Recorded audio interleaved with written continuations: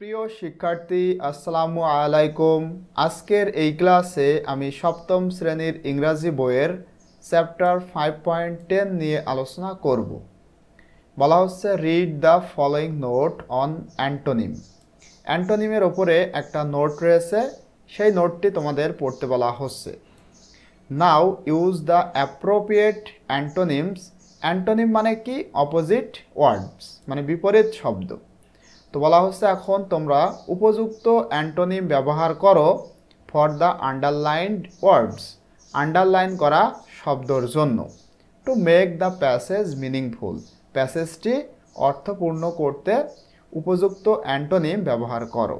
Work in groups or pairs, এবং কাজটা তোমরা দলে অথবা জোড়ায় করো। তো অ্যান্টোনিম হলো কোনো একটা শব্দের বিপরীত কিছু, আমরা এখানে দেখলেই সেটা বুঝতে পারবো। দেখো অ্যান্টোনিম বলা হচ্ছে an antonym is a word. একটা অ্যান্টোনিম হলো এমন একটা শব্দ that has the opposite meaning of the same word. ওই একই শব্দের বিপরীত অর্থ আসে, মানে একটা শব্দের যখন বিপরীত আর একটা অর্থ আসে সেটাই হলো অ্যান্টোনিম। যেমন আমি যদি তোমাদেরকে বলি সুখী, সুখী এর বিপরীত কি? দুঃখী। তাহলে সুখী এর অ্যান্টোনিম হলো দুঃখী। এখানে দেখো ফর এক্সাম্পল উদাহরণ দেওয়া হচ্ছে ইন মাই ভিলেজ হোম, আমার গ্রামের বাড়িতে we have a big field, আমাদের একটি বড় মাঠ আছে। এই যে দেখো বিগের নিচে আন্ডারলাইন করা হয়েছে, এটা একটু তোমরা খেয়াল করো। গ্রামের বাড়িতে আমাদের একটি বড় মাঠ আছে, বাট ইন ঢাকা, কিন্তু ঢাকাতে we have a small playground, আমাদের একটা ছোট, এই যে দেখো স্মল, এটার নিচেও কিন্তু আন্ডারলাইন করা হয়েছে, কিন্তু ঢাকাতে আমাদের একটা ছোট প্লেগ্রাউন্ড বা খেলার মাঠ আছে। In front of our apartment, আমাদের অ্যাপার্টমেন্টের সামনে, এই যে ইন ফ্রন্ট অফ মানে সামনে, আমাদের অ্যাপার্টমেন্ট বা ভবনের সামনে একটা ছোট খেলার মাঠ আছে ঢাকাতে, আর গ্রামের বাড়িতে একটা বড় মাঠ আছে। হিয়ার, এখানে small is the antonym of the word big, এখানে স্মল এর অ্যান্টোনিম হলো বিগ। একটু খেয়াল করো, দেখো এখানে বিগ, বিগ মানে কি? বড়। এইটারই বিপরীত কথা কি? ছোট, তার মানে স্মল, সেটাই বলা হচ্ছে এখানে স্মল এর অ্যান্টোনিম হলো এই যে বিগ। তাহলে অ্যান্টোনিম জিনিসটা কি আশা করতেছি তোমরা বুঝতে পেরেছো। এখন বলা হচ্ছে ক্যান ইউ গেজ, তুমি কি অনুমান করতে পারো the antonym of the underlined word. এখানে দুইটা সেন্টেন্স রয়েছে, দেখো এই যে একটা সেন্টেন্স রয়েছে, তুমি কি এই সেন্টেন্সের অ্যান্টোনিম কি হবে সেটা কি অনুমান করতে পারো? এখানে সেই প্রশ্নটাই তোমাদের করা হলো। তো দেখো আমরা এই সেন্টেন্সটা পড়ি। এই যে পিকচার দেখো, এই বাচ্চাটা তার সূর্যের তাপে খুব গরম লেগেছে এবং দেখো গা দিয়ে একেবারে ঘাম বের হচ্ছে, এই জন্য এখানে বলা হচ্ছে ইটস টু হট হিয়ার, তার মানে এখানে অনেক গরম। এই যে হট, এইটার নিচে দেখো আন্ডারলাইন করা হয়েছে। তো এইটার বিপরীত কথা আমাদের এখানে বসাতে হবে। দেখো এই মেয়েটা, এই ছোট্ট মেয়েটা দেখো শীতে কিন্তু কাঁপতেছে, এই ছেলেটা গরমে ঘামতেছিল আর এই মেয়েটা শীতে কাঁপতেছে। তাহলে এখানে but it's too dash here, যেহেতু এখানে শীত, তার মানে এখানে কি হবে বলো তো? এই যে দেখো হট, হট মানে কি? গরম। তাহলে হটের বিপরীত কি সেইটাই তোমরা এখানে লিখবা। হটের বিপরীত হলো কোল্ড, কোল্ড মানে কি? ঠান্ডা। আশা করতেছি তোমরা এটা বুঝতে পারবে। এই হট এবং কোল্ড এটা কেন হলো? কারণ আমরা অ্যান্টোনিম শিখতেছি। এখানে হট মানে গরম, তারই বিপরীত কথা হলো কোল্ড, এই জন্য এখানে আমরা কোল্ড ব্যবহার করলাম। ঠিক আছে? তো এবারে এখানে দেখো একটা টেক্সট রয়েছে, এই টেক্সটে কিন্তু আমাদের অনেক কাজ রয়েছে এবং আমি আশা করি ভিডিওটা তোমাদের প্রত্যেকেরই খুবই উপকারে আসবে। সুতরাং তোমরা খুব মনোযোগ সহকারে ভিডিওটা দেখবা এবং ভিডিওটি শুরু করার পূর্বে তোমাদের কাছে অনুরোধ থাকবে, তোমরা যারা এখনও আমাদের এই চ্যানেলটি সাবস্ক্রাইব করনি, please subscribe my channel and stay connected.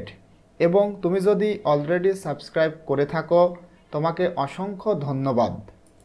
এখানে দেখো বলা হচ্ছে ইউ আর আছে, এখানে কি করতে হবে বলো তো? এই যে দেখো কিছু কিছু ওয়ার্ডের নিচে আন্ডারলাইন করা হয়েছে এবং এই ওয়ার্ডগুলো একটু বেশি মোটা দেখানো হচ্ছে, তার মানে এই ওয়ার্ডগুলোকে আমাদের অ্যান্টোনিম করতে হবে। যেমন এখানে রয়েছে ভিজিবল, ভিজিবল মানে দৃশ্যমান, তাহলে এইটার বিপরীত কথা কি হবে? অদৃশ্যমান, অর্থাৎ ইনভিজিবল। আবার এখানে রয়েছে ব্যাড, এইটার বিপরীত কি হবে? গুড। এইভাবে অ্যান্টোনিম বসিয়ে আমাদের এইটা পূরণ করতে হবে, তাহলেই এখানকার যে অর্থ সেইটা মিনিংফুল বা অর্থপূর্ণ হবে।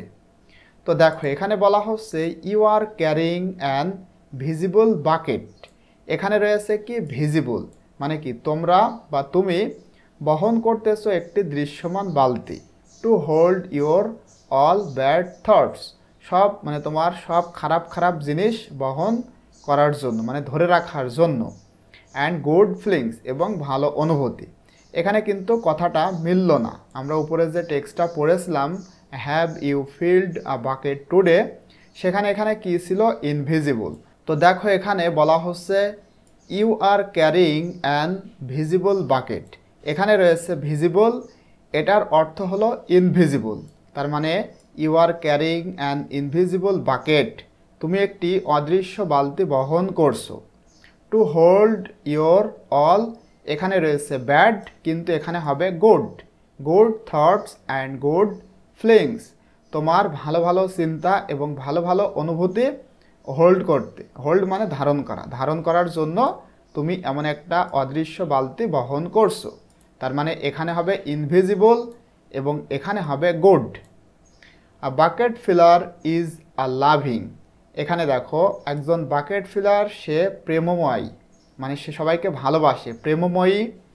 এখানে রয়েছে আনফ্রেন্ডলি, এখানে হবে ফ্রেন্ডলি, তার মানে আগের যে আন এইটা বাদ, এইটা হবে না, ঠিক আছে? আগের আনটা না হলে কি হবে?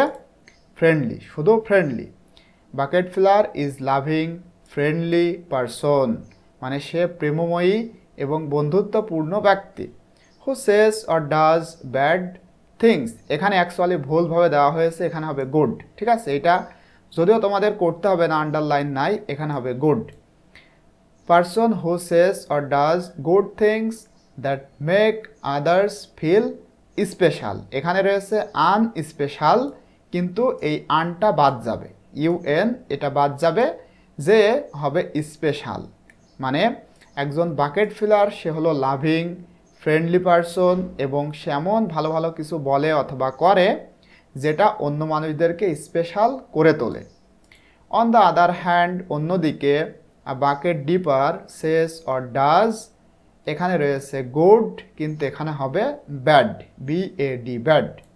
অন্যদিকে একজন বাকেট ডিপার, সে যেটা বলে অথবা করে মানে খারাপ কিছু, মানে ব্যাড থিংস, খারাপ কিছু বলে অথবা করে। অ্যান্ড হি ওয়েলকামস, এখানে হবে আনওয়েলকামস।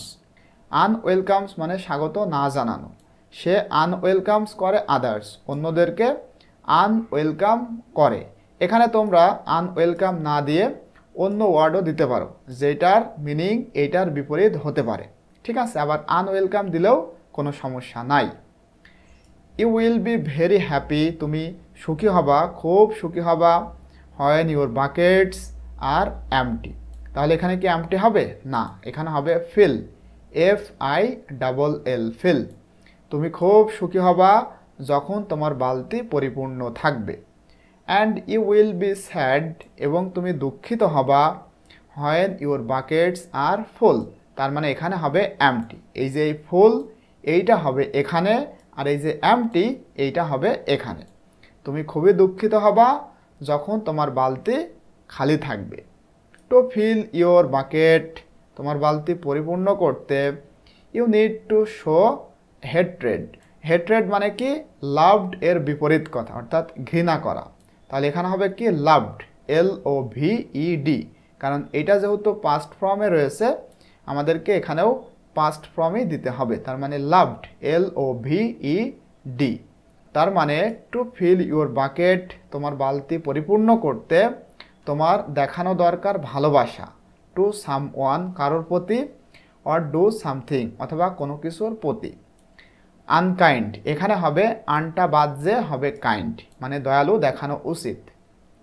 ইট is a very bad idea, তার মানে কি এটা একটা খারাপ ধারণা, to fill your own bucket by dipping into someone else bucket, কারোর বাকেটে ডুব দিয়ে তোমার নিজের বাকেট পূরণ করার যে চিন্তা আইডিয়া, এটা খুবই খারাপ একটা idea.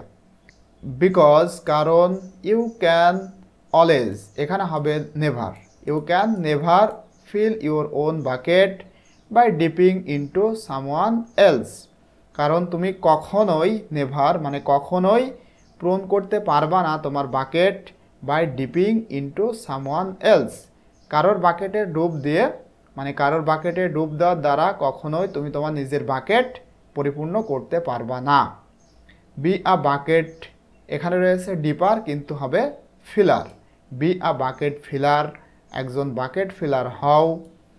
And make the world, এখানে রয়েছে ওর্স, ব্যাড এর কম্পারেটিভ ফর্ম, কিন্তু এখানে হবে কি বলতো, গুডের কম্পারেটিভ ফর্ম অর্থাৎ বেটার। এখানেও যেহেতু কম্পারেটিভ ফর্ম রয়েছে, আমরা গুডের কম্পারেটিভ ফর্ম এখানেও দিব। তার মানে কি, be a bucket filler and make the world a better place for all, তুমি বাকেট ফিলার হও এবং এই বিশ্বকে সবার জন্য ভালো জায়গা তৈরি করো।